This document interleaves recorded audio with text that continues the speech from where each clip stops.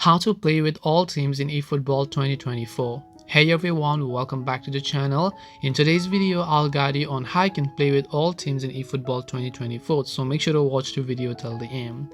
Now, how do you play a game on eFootball? You normally sign the players from your own using your own GP and coins, right?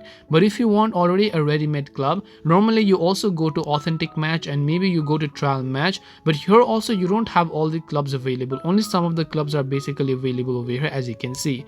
But what if you want to play with all teams? Well, there is still a way we can basically play with all teams. For that, you can just go to this option known as extras from the top right hand side, then just go to this option called training. And when you go to training, go to free training. Once you go to free training, select this option known as practice match here, and when you select practice match, of course by default it's going to give you a practice match.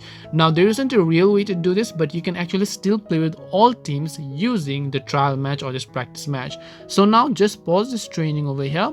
Once you pause this training over here, you can see home and you can see away. So now you can choose the home team and you can choose any club, any country from any league that you like. So if I select Europe over here, let's say I go to English League, here you'll be able to see all the teams available. And now I can just select Manchester United. Let's say I'll tap on OK. And if I want to choose the away team, I can go ahead and then do that as well. And now if I want, I can go ahead and basically begin playing the game as you would be able to find it over here.